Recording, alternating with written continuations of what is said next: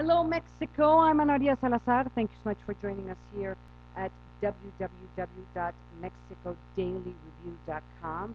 We're going to provide you an analysis, a brief analysis of what's going on in Mexico. And today I want to talk about the plans that were agreed to by Andrés Manuel López Obrador's followers this weekend. And it's very interesting. There was a meeting in Atenco, which is here in the state of Mexico, which, by the way, is a state where the presidential candidate for the PRI, Enrique Peña Nieto, comes from. He was the governor of that state.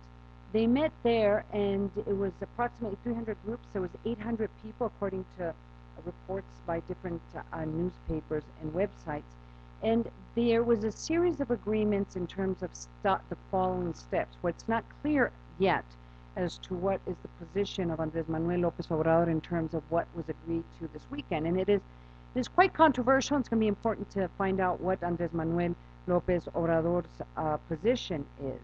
What did they agree to? Well, there's a list that was provided by a newspaper that clearly seems to support Enrique Peña Nieto, La Razón. It's a newspaper that is published locally. And basically, according to this newspaper and other reports that came out, what these groups are seeking is to make sure that Enrique Peña Nieto is not sworn in as Mexico's next president. And they set out a series of steps. They're talking about on July 22nd, there's going to be a protest that is going to be called by the Yo Soy 132. It's this youth movement. It's hashtag I am 132. But they're calling for a march that will go from Los Pinos, which is a presidential palace, to the Angel of Independence monument, and from there to the Zócalo. So on July 22nd, try not to be in this part of the city, because we're expecting tremendous traffic.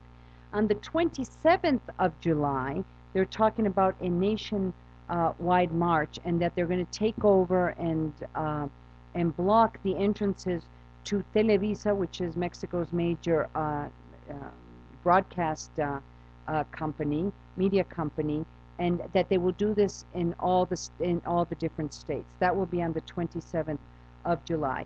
On the 8th of August, there's going to be a national, what they call Paro Cívico Nacional, which is like a nationwide strike.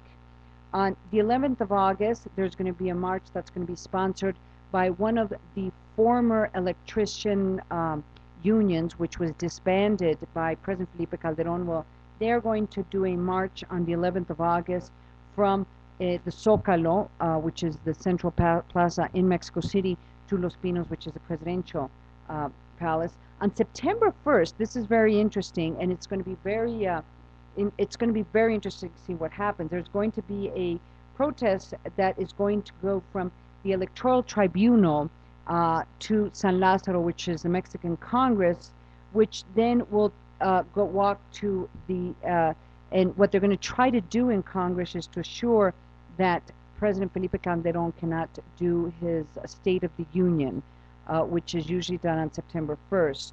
And they're also going to try to stop the swearing in of the new Congress, which also takes place on the 1st of September. So that's going to be a very interesting day.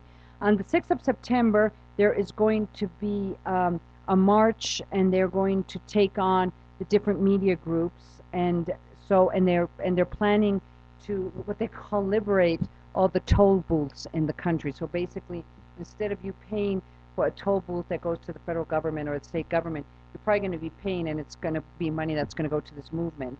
And they're talking about this, doing this at a nationwide level.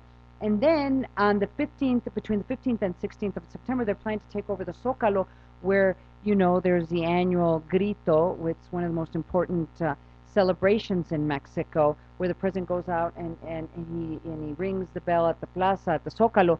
And I bet there's a question mark whether the president's going to be able to do this. 6 years ago, Vicente Fox was unable to do the Grito because the followers of Peña Nieto had taken over the Zócalo 6 years ago. So basically, it was the mayor or the acting mayor of Mexico City who did the Grito at the time. It's going to be Marcelo Ebrard who's going to have to do the Grito this year. So it's because it will be very difficult for for the current President Calderon to be able to do the grito. So that's going to be seen. And finally, on the 2nd of October, there's going to be a national strike, student strike. That is the 2nd of October. So those are the activities that are being planned by these groups. There, like I said, there was approximately 800 people who participated in the Atenco meeting, and they represent 300 groups.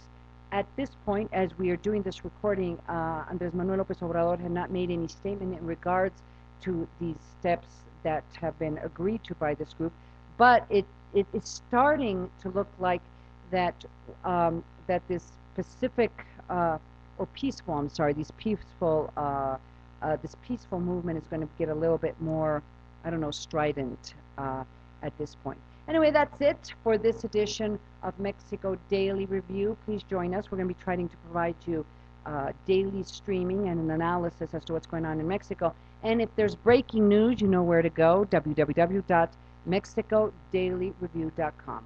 I'm Ana Maria Salazar. Thank you for joining us.